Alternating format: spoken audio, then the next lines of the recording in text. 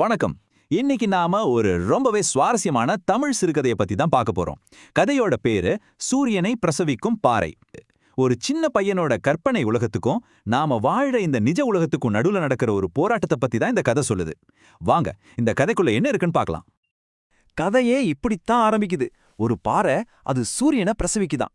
என்னது, ஒரு பாறை எப்படி சூரியனை பெத்தெடுக்க முடியும்? இந்த ஒரு கேள்விதான் நம்மள அப்படியே கதைக்குள்ளே இழுத்துட்டு போகுது. யோசிச்சு பாருங்களேன், எவ்வளோ ஆச்சரியமான ஒரு வரி. இந்த கதையோட ஹீரோ மீரான்னு ஒரு சின்ன பையன். அவனோட உலகமே இதுதான். அவன் என்ன நம்புறான்னா, கிழக்குல இருக்கிற ஒரு பாறையில இருந்து தான் சூரியன் பொறக்குதான். அப்புறம் நாள் முழுக்க வானத்துல அப்படியே தவழ்ந்து போயிட்டு ராத்திரி ஆனதும் கால் தடுக்கி கடல்ல விழுந்து செத்துருமா.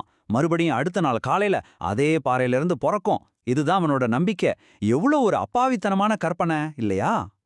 எல்லாம் நல்லா போயிட்டு இருக்கும்போது ஸ்கூல்ல டீச்சரை ஒரு கேள்வி கேக்குறாங்க. சூரியன் எங்க உதிக்குது? அவ்வளவுதான். இந்த ஒரு சிம்பிளான கேள்விதான் மீராவோட மொத்த நம்பிக்கை உலகத்தையுமே ஆட்டி பார்க்க போகுது. நம்ம மீரான் இருக்கானே, கொஞ்சம் கூட யோசிக்காம ரொம்ப பெருமையா எந்திரிச்சு சொல்றான், பாறைக்குள்ள இருந்து தான் டீச்சர்னு. பாருங்க, அவனோட உலகத்துக்கும் நாம தெரிஞ்சு வச்சிருக்கிற உண்மைக்கு நடுவுல முதல் முறையா ஒரு பெரிய விரிசல் விழுது. சரி, ஸ்கூல்ல இப்படி நடந்துருச்சு. இப்போ மீரானுக்கு அந்த பாறை மேல இன்னும் ஆர்வம் அதிகமாகுது. உன்னைய தெரிஞ்சுக்கணும்னு துடிக்கிறான். ஆனா அவங்க அம்மா அவன் அங்க போகவே விடக்கூடாதுன்னு ஒரு பயங்கரமான கதை சொல்லி மிரட்டுறாங்க. அவங்க அம்மா சொன்ன கதை என்ன தெரியுமா? அந்த பாறையில ஊசி கிணறுன்னு ஒன்னு இருக்கான். ஒரு காலத்துல ஒரு பெரிய ஞானி பாறைய தட்டினதும் அதிலிருந்து தண்ணி பீச்சிட்டு வந்திருக்கு. தண்ணியை கண்ட்ரோல் பண்றதுக்காக ஒரு பெரிய கல்லை வச்சு அந்த கிணத்தை மூடிட்டாராம். அது மட்டும் இல்ல, அந்த கல்லுக்கு காவலா ஒரு பெரிய பாம்பையும் விட்டுட்டு போயிட்டாராம். ஒருவேளை யாராவது அந்த கல்லை நகர்த்துனா அவ்வளோதான், கிணத்துலேருந்து தண்ணி பொங்கி வந்து இந்த உலகமே அழிஞ்சு போயிடுமா. ஆனா நம்ம மீரா பயந்துட்டு சும்மா இருந்தானா? இல்லவே இல்ல. அவனுக்குள்ள இருந்த அந்த உண்மை தேடுற ஆர்வம் பயத்தை ஜெயிச்சிருச்சு. ஒரு நாள் அந்த பாறை பக்கமா ஒரு நேர்த்திக்கடன் ஊர்வலம் போது. இதான் சான்ஸ்னு யாருக்கும் தெரியாம அந்த ஊர்வலத்தோட சேர்ந்து அவனும் போயிடுறான். கடைசியா அந்த மர்மமான பாறைக்கிட்ட போயே சேர்ந்துட்டான்.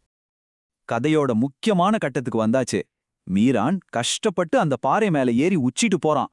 அங்க அவன் முதுகுக்கு பின்னாடி ஒரு பெரிய நாகப்பாம்பு படம் எடுத்து நிக்குது. ஆனா ஆச்சரியம் என்னன்னா, அது அவனை ஒன்னும் பண்ணல, சும்மா பார்த்துட்டே நிக்குது. இங்கேதான் கதையில ஒரு பெரிய ட்விஸ்டே இருக்கு. நம்ம எல்லாரும் அந்த பாம்பு அவனை கொத்திடும்னு நினைச்சா அங்க நடக்கிறதே வேற.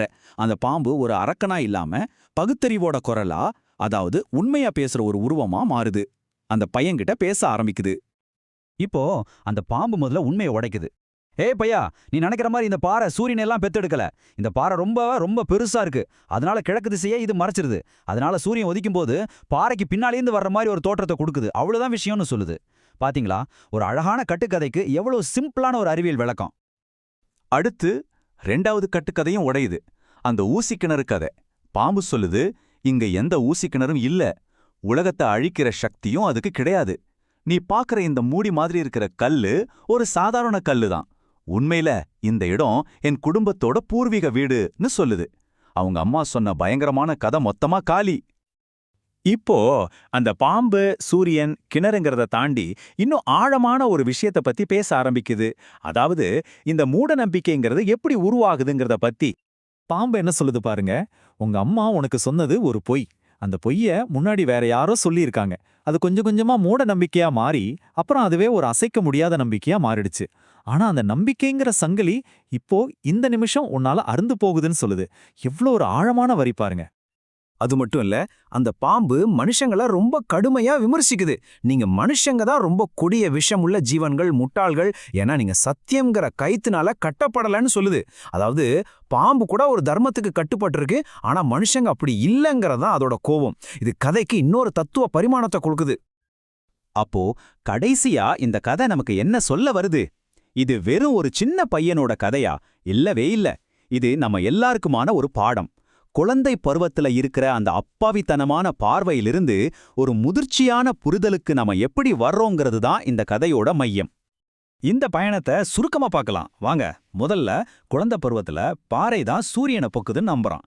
அப்புறம் மனசுல சந்தேகம் வந்ததும் உண்மையை தேடி ஒரு பயணம் போறான். அந்த பயணத்துல பாம்பு மூலமா பகுத்தறிவு ரீதியான விளக்கங்களை கேட்கறான். ஆனா அந்த பாம்பு சொன்னதோட முழு அர்த்தமும் அவனுக்கு அப்பவே புரியல. பல வருடங்களுக்கு அப்புறம் அவனுக்கு 36 வயசாகும்போது தான் அன்னைக்கு அந்த பாம்பு சொன்னதோட முழு ஆழமும் அவனுக்கு புரிய வருது. இந்த கதையோட அச்சாணியே இந்த ஒரு வார்த்தை தான். பகுத்தறிவு, அதாவது பகுத்தறிவு அப்படின்னா என்ன? எதையுமே அப்படியே நம்பிடாம ஏன், எதுக்கு, எப்படி நடந்ததுன்னு தர்க்கத்தோட ஆராய்ந்து பார்க்கறது, கேள்வி கேட்கறது. இந்த ஒரு கருவி இருந்தா போதும், நம்மால உண்மையும் பொய்யையும் பிரிச்சு பார்க்க முடியும், மூட நம்பிக்கையிலேருந்து வெளியே வர முடியும். சரி, இப்ப நான் உங்ககிட்ட ஒரு கேள்வி கேட்கிறேன்.